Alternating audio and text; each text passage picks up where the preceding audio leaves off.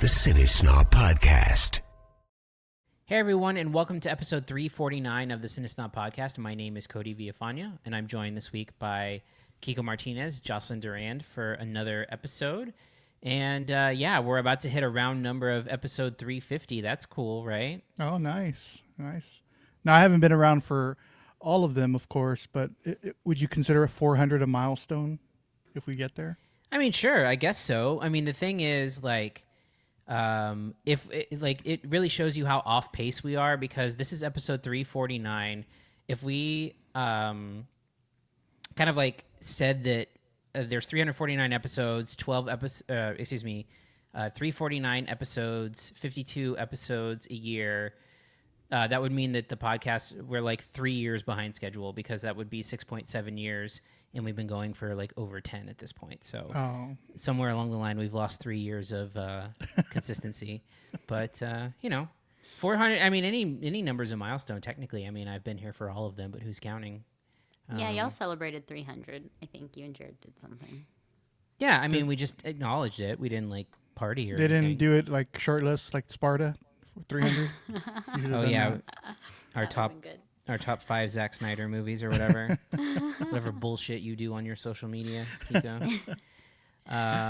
But yeah, we are here for another episode, and really, there's not a whole lot to talk about. I mean, sure, could we talk about the idea that Netflix withdrew their bid for Warner Brothers, and now Paramount is going to buy Warner Brothers?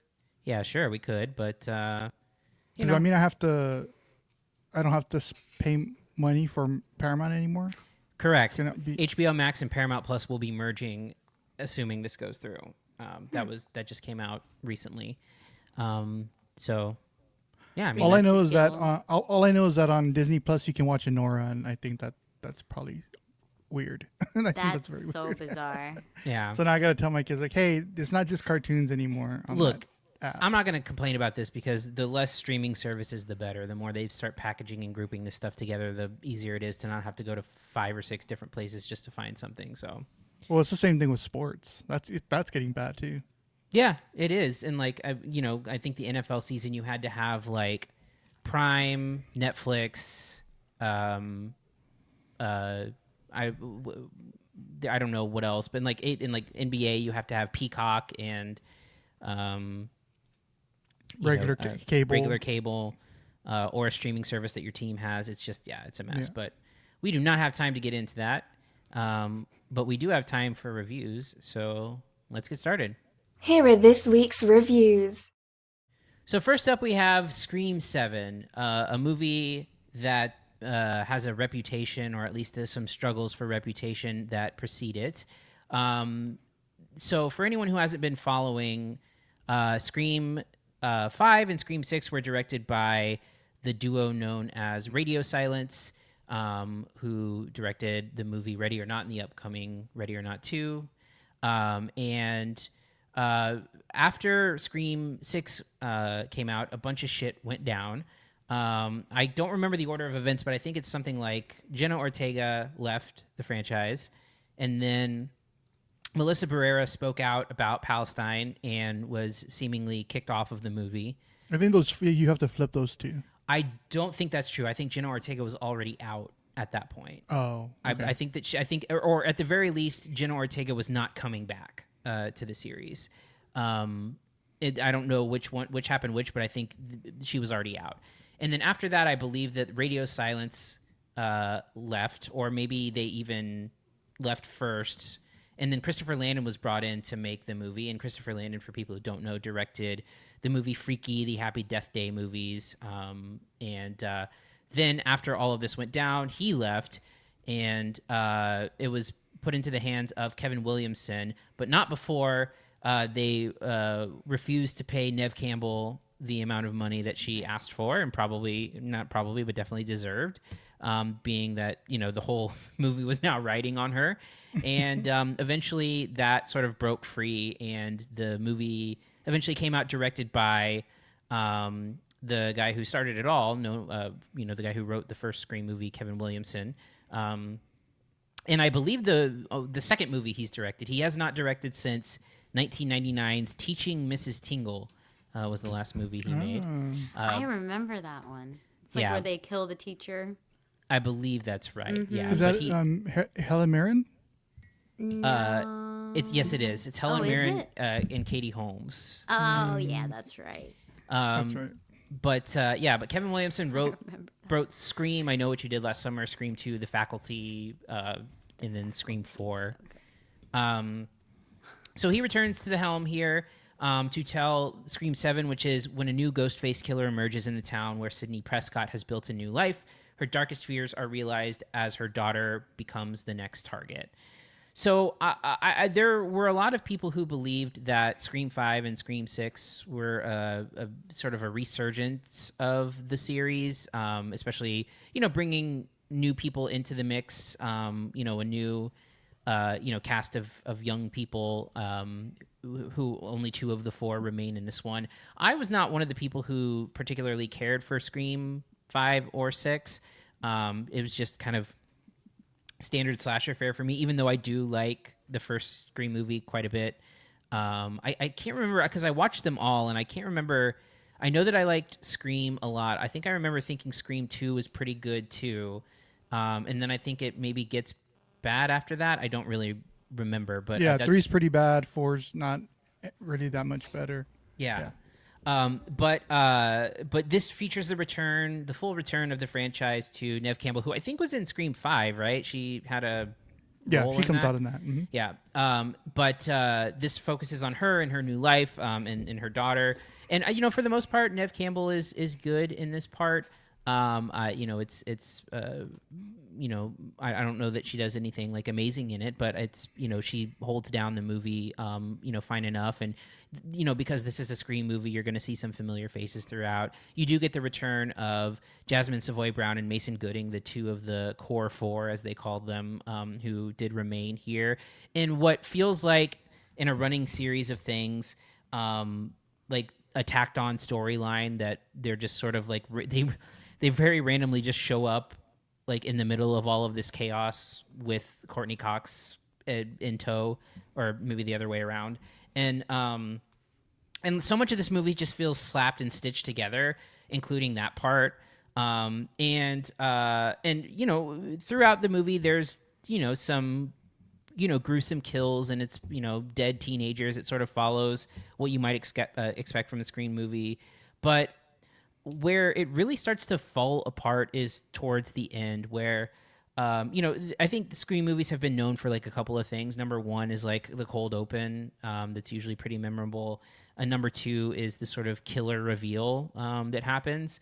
This cold open, whatever, not my favorite, not really anything that great to write home about.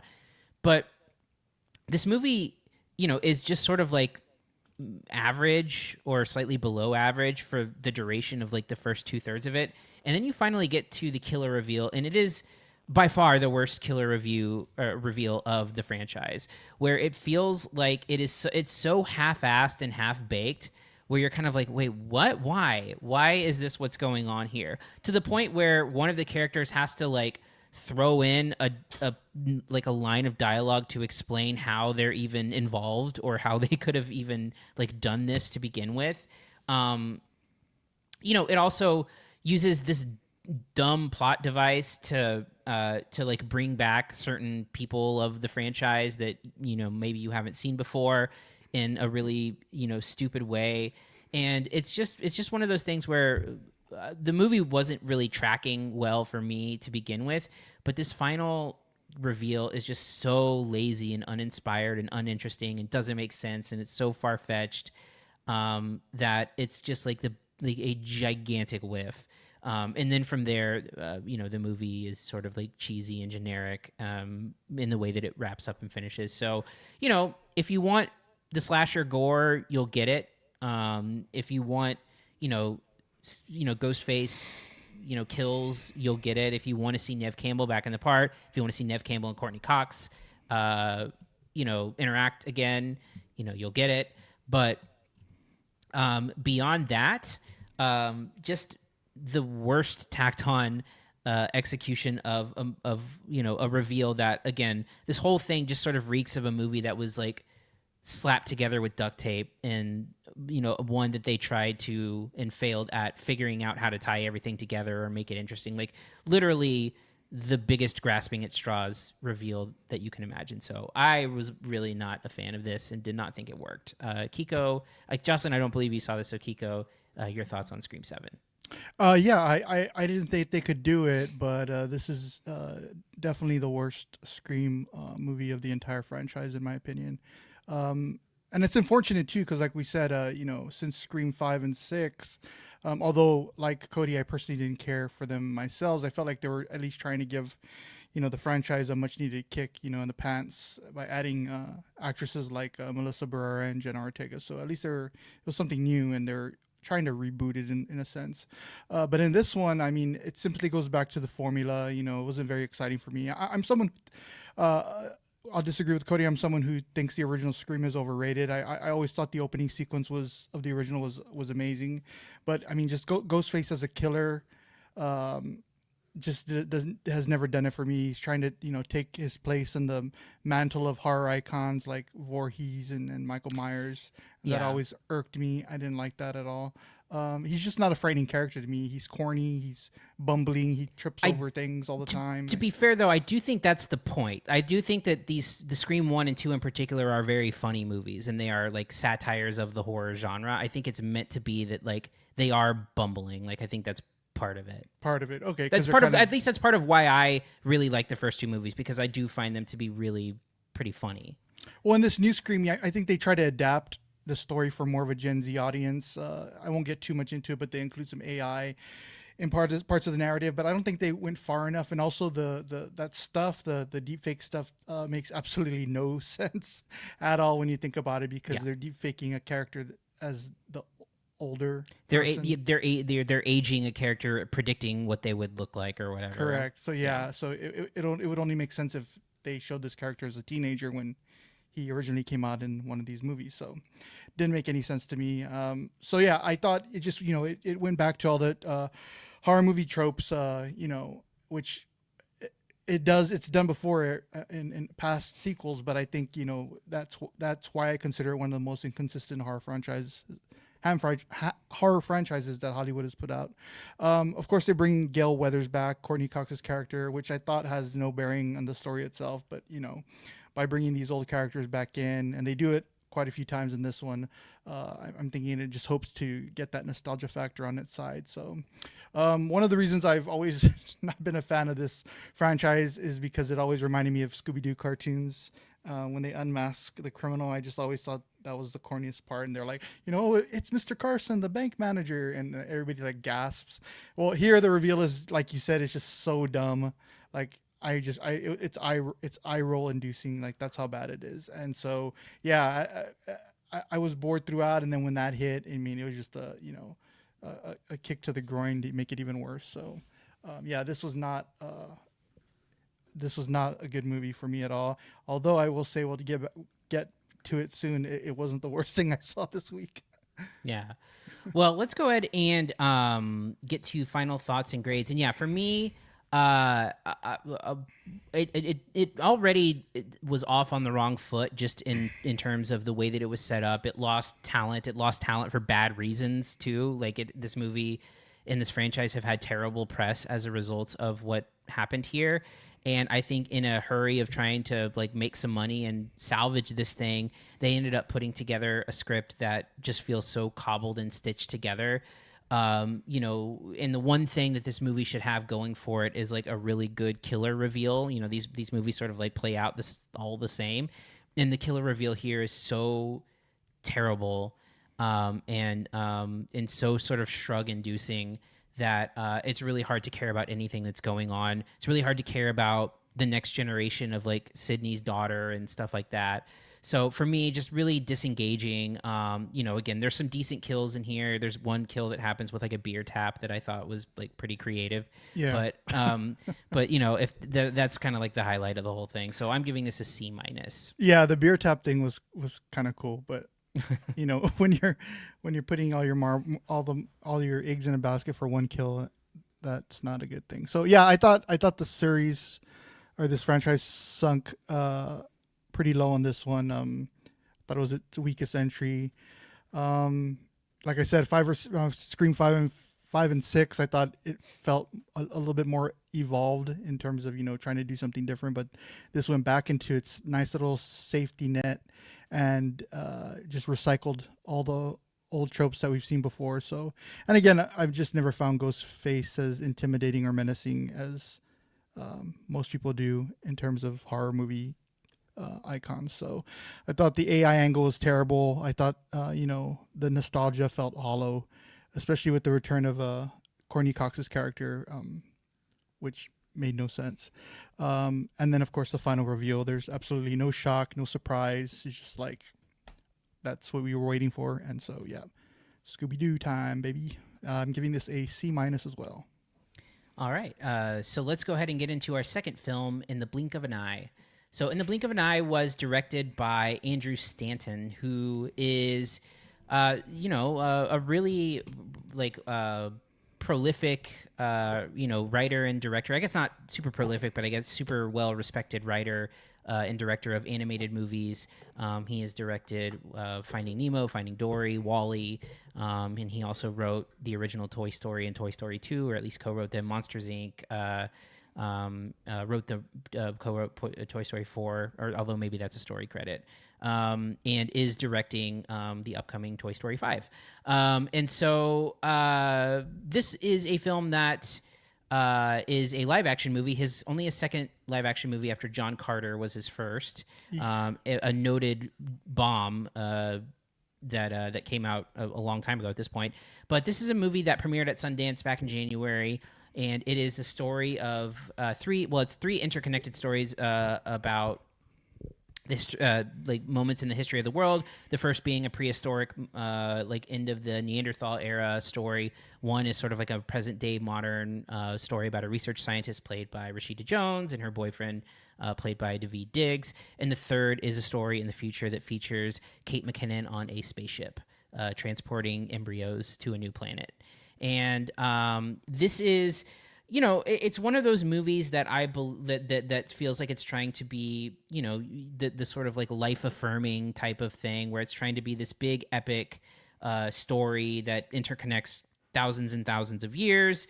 There's definitely some like wanting to be, like Terrence Malick-y in nature, just in terms of like, this feels like what like someone who watched Tree of Life once tries to like pull off, and kind of swings and misses a little bit on.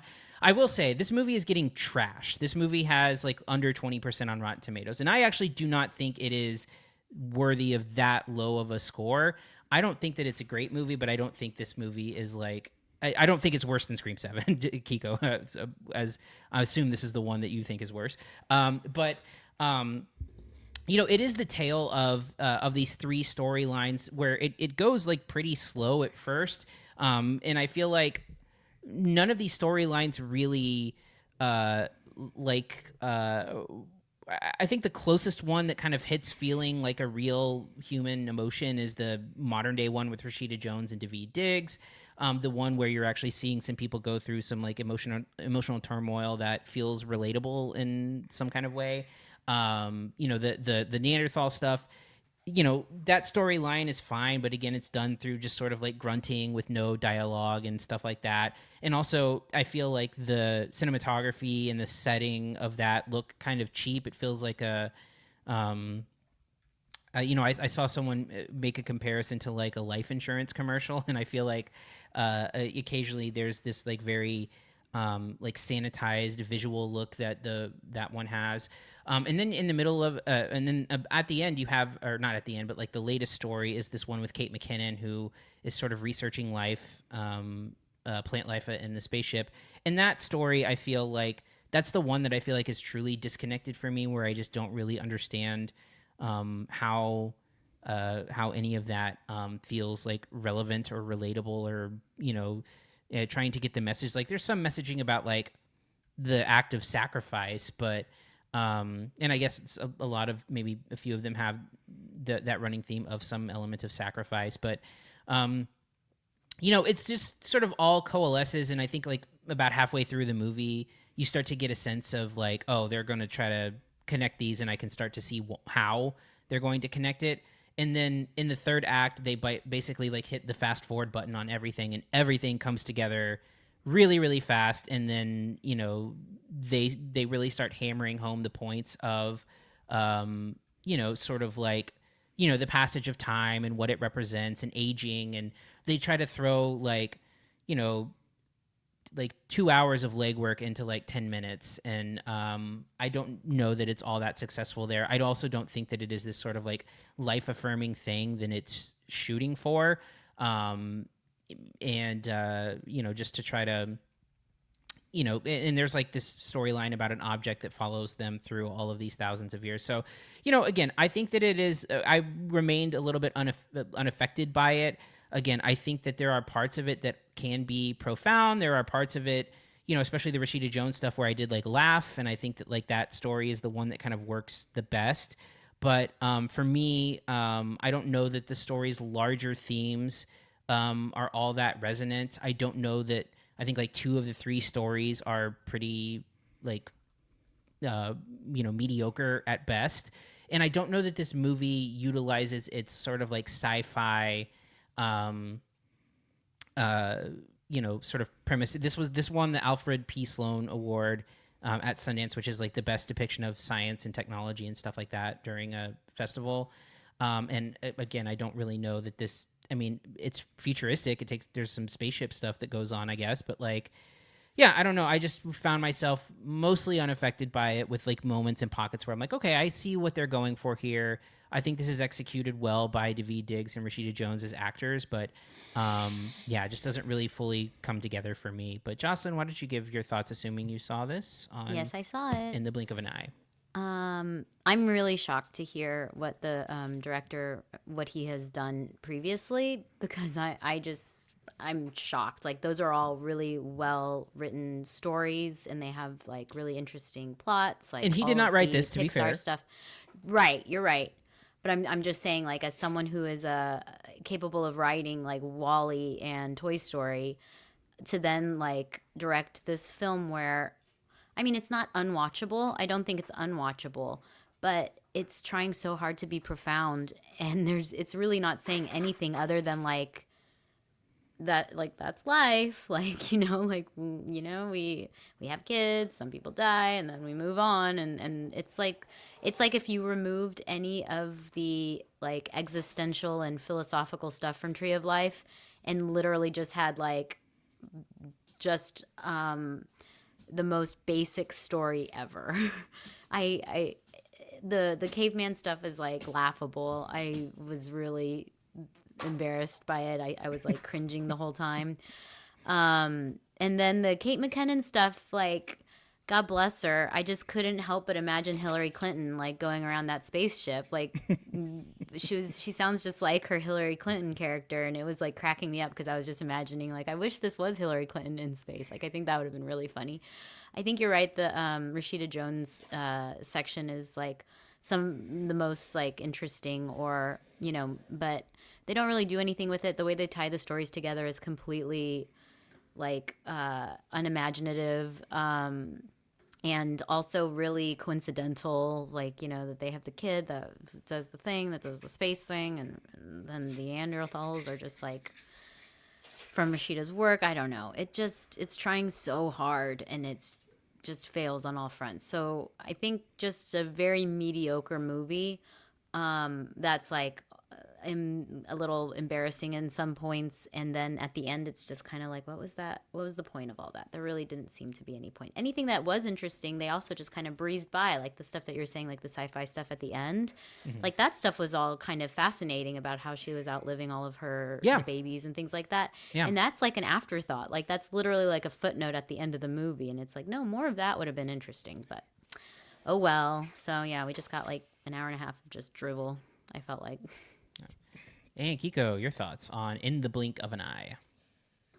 Yeah, I'm gonna kind of mirror what y'all have said, and then just put a stamp on it. This movie is definitely not for cold-hearted cynics like myself. I hated this, and I think it deserves all the animosity it's getting. I draw a careful like line with like earnest quote unquote life affirming movies. You know, some of them like genuinely move me. We talked about The Life of Chuck last year, even though it was an average movie for most people, and then something as profound that I thought as like The Tree of Life, which we brought up already, and then I think others completely collapse under their own ambition, like this one, and something like Cloud Atlas, which kind of reminded me of this one a little bit.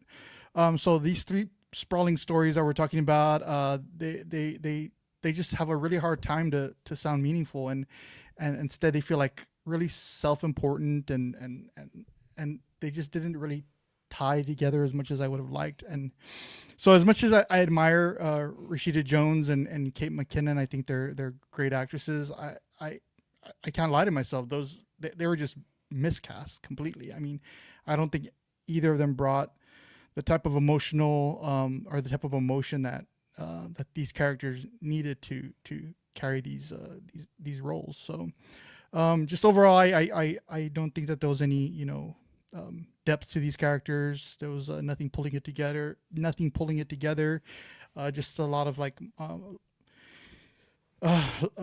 lofty monologues and big ideas, kind of dressed up as something profound. And in the end, I just instead of being like this insightful and ambitious celebration of life like it wanted us to think, it was more like, to me, fortune cookie wisdom. So yeah, I'm not a fan of this movie one bit. Yeah. All right, we'll get into final thoughts and grades. And yeah, again, I think it is a movie that has ambitions that it's not prepared to sort of follow through on. Again,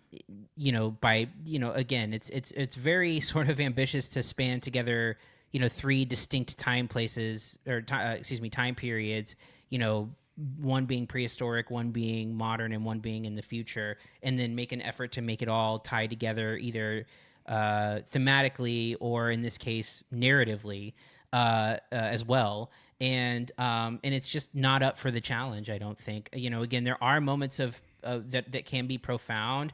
I do think that, like Jocelyn was saying, the stuff with Kate McKinnon, like outliving people, an interesting, like, profound idea. I mean, it's sort of copied from Interstellar, kind of, but, it's still an interesting idea nonetheless to explore. And, it's weird because the time period, or excuse me, the title references sort of like the passage of time in many ways. And I feel like it's the first part of the movie starts so slow that, like, you kind of, to hit this final theme that sort of, ties together the movie title doesn't happen until like the last maybe like 5 minutes of the movie, and it just feels so thrown together quickly. Again, I don't think that this movie is necessarily inept or anything, but for me, this is like your classic C, just a middle, like mediocrity come to life. It is like this very simplest, like, C mediocre experience.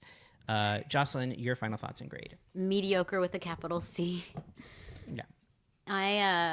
I think it's funny that you mentioned the fortune cookie movie, because at the beginning there's like a quote from Sylvia Plath, and it says, like, remember, the now is now is now. It literally says nothing. And so that just cracked me up, because even like when they was trying to like start with a profound quote, it starts with something that's completely empty. Yeah, I've never I don't know too much about Sylvia Plath and her writing, but yeah, that first quote, I was like, okay, yeah, I didn't understand. Yeah. And so I think it was actually the perfect setup for the entire mood of the movie, where it just felt like super empty, and like, what was the point? And I totally agree with Cody, where it's like just completely strong candidate for a very solid C, like not unwatchable, but really nothing special at all. Like, it removed anything that could have been interesting or exciting, and just was this drivel, like I've said. And Kiko. Yeah, y'all are being too nice. I think for viewers who like, that type of sentimental mush, they might find this uplifting in some way. But for me, it's preachy, it's overstuffed, and it's not nearly as profound as it thinks it is. Rashida Jones and Kate McKinnon just don't bring it. Their performances never anchor the material. And it doesn't help that these three stories in this thing are not woven together with one another with much reflection. So I'm down on this movie. I'm giving it a solid D. All right. And now we will get to our final film, Man on the Run. So, Man on the Run is a documentary directed by Morgan Neville, who has had a pretty impressive career directing documentaries, Oscar winning for 20 Feet from Stardom, directed Once You Being My Neighbor, the Mr. Rogers documentary, the Anthony Bourdain documentary. Most recently directed that Pharrell Lego documentary. And this is a movie about Paul McCartney, and specifically it is about post-Beatles Paul McCartney. So it focuses on the breakup of the Beatles leading into his solo career and his work with Wings. So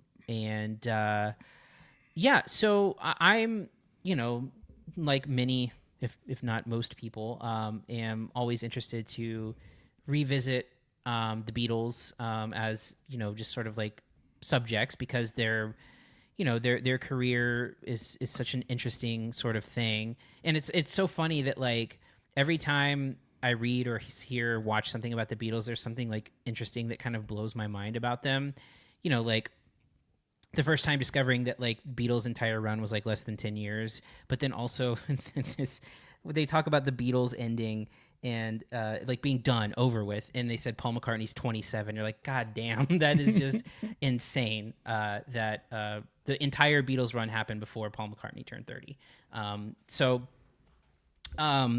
So this tells the story about him meeting his wife Linda, and kind of getting into where my kind of thing about this is, I think this doc is like more interesting of an idea than it is an execution, because it is an interesting sort of like storyline of like, well, what happens when you have a person like Paul McCartney, who like was almost instantly like famous and prolific and well regarded and a superstar. What happens when he has to start kind of from scratch and start over, being taken away from like the biggest band that's ever been, and having a solo career and kind of struggling with it. And I like this, and I really like that as an idea, finding his identity outside of the Beatles, figuring out what he wants to do musically, the idea of like disappointment that can come from like fans and critics and anyone else of like, well, this is not the Beatles, so how is it going to even live up to comparison? And I think that the movie just kind of scratches the surface on all of those themes, where I think that there could be a lot more interesting stuff, somewhere deeper in that I don't really think it ever gets to. It does, apparently this movie was made in conjunction with a book and a box set on Wings. And so that kind of feels accurate. It's done with the participation of McCartney, and that I think is interesting. McCartney is doing, sort of narration and interview pieces. Nobody pops up on screen. It's all sort of being narrated by others and voices that come through. But it is, like, again, really interesting to hear, the Beatles story and Paul McCartney's story through his own voice. And I think that is a really, cool thing to see, while he's still here and everything. So, and I'm a person who, like, I like the Wings Band on the Run album quite a bit, and so it was cool to hear about that and how that's where it finally clicked, for them. But that being said, it is a little bit surface level. I did find pieces of it kind of boring a little bit. I think where it gets interesting is I really like hearing about the Beatles as like flawed people, and I think that like when it starts to get into that, it's interesting. Like it gets into his mindsets and attitudes towards the music. It gets into like his repeated issues with like marijuana and getting him into legal trouble. I think that piece of it is interesting. I think hearing from his old bandmates is interesting. I think hearing about, the growing rift between him and John is interesting. But I could watch a whole documentary on just sort of like John and Paul like growing apart. But this is just like a section of the movie. And so, I just feel like it's telling the much less fascinating chapter of Paul McCartney's story, and doing so in a way that's like handsomely produced, but not with any level of depth that I might want or expect from it. So, so I'll go ahead and go to Kiko. Your thoughts on Man on the Run? Yeah, as I was watching this, I kept on thinking to myself, if somebody was to make like a definitive documentary on the Beatles, how long would it be? Yeah. Like, are we talking like it would have to be a docuseries that was like 35 episodes long, or I don't know, because this I like when, of course, I think Cody, you do too, when they just take a piece of Yeah. a story and just run with it, right? And so, no pun intended. And so, I love the Beatles. I used to be a big Beatles nerd in high school. That's all we would listen to, like in band, was like, and we would like cut each other, like we would mix each other tapes of our favorite Beatles. It was real corny and dumb, but yeah. So I've listened to a lot of Beatles, but I wasn't familiar with a lot of the stories of the members after they left, like so post Beatles, other than like big things like Imagine and stuff like that. So any of this after the Beatles disbanded was kind of new to me. I mean, I've heard some stories and things like that, like the Paul is dead stuff and other stuff, but like I didn't know that he went into the Scottish countryside and lived there for a while like a peasant. So I thought anything like that taught me something about his post Beatles career was interesting to me. So, I was interested to see, from his perspective, what went into his work after being part of such a global sensation. And like Cody just mentioned, kind of like building up from the ground up again and trying to make a name for himself. So, I really like that this film doesn't sugarcoat, the mistakes both personally and professionally that he makes. And some of those choices to me were dumbfounding, especially the ones I didn't know about, like from a musical level. Like I was just laughing with that Mary Had a Little Lamb song. I was like, is that a real thing? And so I had to look that up, and I had never heard that before. So, but again, I don't know much about his work overall during this time, so I can't really say if I like it or not overall. Like I like to go back and hear, they brought up that album Ram, and there was like some people that were like, they totally hated it, but then like Sean Lennon came out and said that he really liked that album. So I don't know. I've never heard it before, so I just don't know enough about it. So. So yeah, I giggled through some of the stuff some of the career choices that he made. I laughed a little bit too much when I heard Linda McCartney sing. I wasn't. I wish I had gotten into that a little bit more, like why he brought her into the band. Besides the fact that, he loved her. That was a pretty interesting take. But I think this movie also was partly made to put aside or put to rest the idea that Paul's the one that broke up the Beatles. They go into that a little bit. I always thought that Yoko did it, but who knows, right? So I'm not sure. The problem that I had, one of the problems that I had, I'm not even sure it's a problem or not. I have to think about it a little bit more because I just saw this movie this morning. But besides like true crime documentaries and series, I don't think a lot of docs these days seem to want to incorporate talking head interviews anymore. So we only get, the voices of Paul and the people in his life, which I'm not really sure that worked for me on this. I really wanted more like intimacy and affection with these interviews, and we got none of that without seeing these people's faces. So I love seeing all the old footage though of him and his family in Scotland. I love the fact that people came up and batted for him, like Sean Lennon, and he comes in and says good things about Paul McCartney. So yeah, all of that was very very interesting to me. And so again, when it comes to a new documentary on a topic that I don't know as much as I would like to, and it teaches me something that I didn't know before in an entertaining way, I think that's what this one did. So I enjoyed it. Yeah. And Jocelyn, your thoughts? I think, we're all pretty big Beatle fans. I know Cody knows that I'm a big Beatle fan. I had chipmunks sing the Beatles when I was little. And then in middle school, when I heard the real Beatles song, I was like, this is a chipmunk song, guys. Like, this band covered the Chipmunks? This is Alvin. Alvin is supposed to sing this song. But then when I was at UT, I would burn the albums, and then I would drive home listening to like the entire album as a whole, and I went from the beginning to the end, and my God, that was really, really informative. I think that was like one of my favorite memories about college. But Cody also knows I'm team Lennon. Like, I think Lennon, it was the genius. Same here. But listening to Sean say that is the chemistry that's like once in a millennia, which is very true, because I think Paul was like the McDonald's, the commercial side, and Lennon was the genius. And I think that, I know Cody's like going to get mad, but I think that is what made them so good, is that you had like the balance between the two.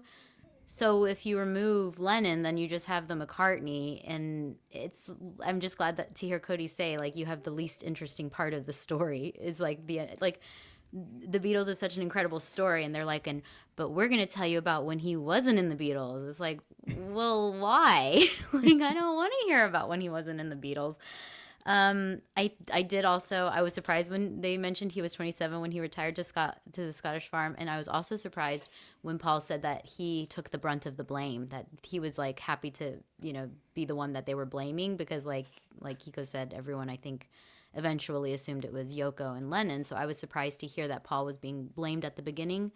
So that was something that I learned. I'm not into Wings, and I just really felt that this was like the least fascinating portion of the story that they kind of tried to maybe make interesting. I just couldn't get into it. Everything that I did find interesting was like the stuff with Lennon, and they kind of breezed past that a little bit. I wish there had been more of that. I also did love seeing Paul in the Scottish countryside, and I do love Paul. I mean, he was like the heartthrob of it all, so that was fun to see him all young and in his prime. But other than that, I just kind of thought it was really forgettable. Well, and I do think that to some degree that kind of reaction is why the movie is why this is a fascinating topic to begin with, because I feel like the whole idea is that Paul had to deal with that on a lot, like to go from being like the biggest, most famous musician in the world to being like, why should I care about this? It's not the Beatles. And like how difficult that must be, which is why I feel like this sort of like looking backwards on some of these things and seeing like Ram is for example looked back on as like a masterpiece that when it came out like was completely panned when it came out, and I have to imagine that is because it was compared to the Beatles, the stuff that he was doing previously. So like I do think that is an interesting part, is like the preconceived notions of Paul McCartney and Wings as being like a boring chapter in the story, like shows you the kind of sort of what he was probably up against. And again, like, you're talking about like one of the most famous people in the world, so you don't feel like bad for him. But like, just as an artist, how difficult and challenging that must have been to feel like you have to follow up, being the biggest band in the world in some ways, something that was over in less than a decade prior to him turning 30. Like he has the whole rest of his life ahead of him. And, I think that's an interesting, like I said, it's a more interesting of an idea than it is a documentary or a movie. So that is sort of my sort of final thought on it, right? Is that I think that it's an interesting idea to talk about, life after the biggest success anyone has ever seen, and to talk about how you write a chapter 2 of that. And I just feel like it's a very surface level, does not get down to the depth that I would have liked. But that being said, I'll watch anything Beatles related basically. So this gets a B- from me. It's good. It's not, anything, to write home about. Kiko, your final thoughts and grade. Yeah, I'll keep this short, but yeah, for me, the documentary isn't necessarily, the portrait of McCartney that I would want to see, but I did enjoy watching him kind of fall from grace in the sense that he was trying to, reinvent himself. I thought that really humanized him in a fascinating way. So it didn't answer all the questions that I had during that time frame, and it didn't deliver on the intimacy that I would have liked with actual people speaking on his behalf, but I did find it pretty entertaining. So I'm also going to give this a B-. All right, and Jocelyn. I don't know. I would have much rather seen Lennon's post-Beatle, life as a full documentary. I think that was much more interesting. And you have like Plastic Ono Band, and you have all of the like, which you can because stuff. Because Didn't there was a movie? movie. Yeah, well, there was a movie called One on One, John and Oko, that was centered around I think their benefit concert that happened, and I think it gets into some of the stuff with them post Beatles. But I just feel like Lennon was doing a lot more interesting things than Paul was, and I'm just not a big Wings fan, and I'm sorry, I'm gonna hold that against this documentary because that really kind of like made me uninterested. So I was struggling between B-, but I think I'm gonna do a C+. All right, and that's going to do it for this week. So next week, we're still trying to figure out whether or not we're going to have a show, because next week, I'm going to be out of town, and then the following week is South by Southwest and the Oscars on that Sunday. So there's a lot to get through. We may be able to do something like a recap afterwards, but we'll get back to you on that. But Kiko, in the meantime, what do you got going on interview wise? Yeah, if you go to CineSnob.net, soon I will have an interview that I did. You'll like this one, Jocelyn. I had an interview with Juno Temple for Good Luck, Good Luck, cool. Goodbye. What is the movie called again? It's good. It's called Good Luck, Have Fun, Don't Die. There you go. There you go. I also She was interviewed, great in it. I also interviewed actress Rae Dong Chong, if you remember her from movies like Commando. She was in The Color Purple. What else was she in? She was in The Golden Child. Anyway, so she's in a new horror movie called Scared to Death. So check that out as well. And then I did interview a couple of guys from One Battle After Another, some of the Latino actors in that. So I'll have a couple of those up as well for the upcoming Oscars. I wanted to see how they feel about starring in a movie, even though they're small parts, starring in a movie that is likely to win the Best Picture of the Year this year. So, and Kiko has just jinxed yes, One Battle After Another, and Sinners is going to win Best Picture now. So, yeah, not going to happen. All right. So if you want to get a hold of us, CineSnob on all social media. You can also go to CineSnob.net to read all of this and watch all of this content, including our reviews, if you want to see them in individual videos. I will also be having a South by Southwest preview article that goes up sometime before the festival starts on the 12th of March. Yeah, that's about does it. So thanks for listening, and we'll see you next time. Thank you for listening to the CineSnob Podcast. To read reviews, interviews, and more, visit CineSnob.net. See you next week.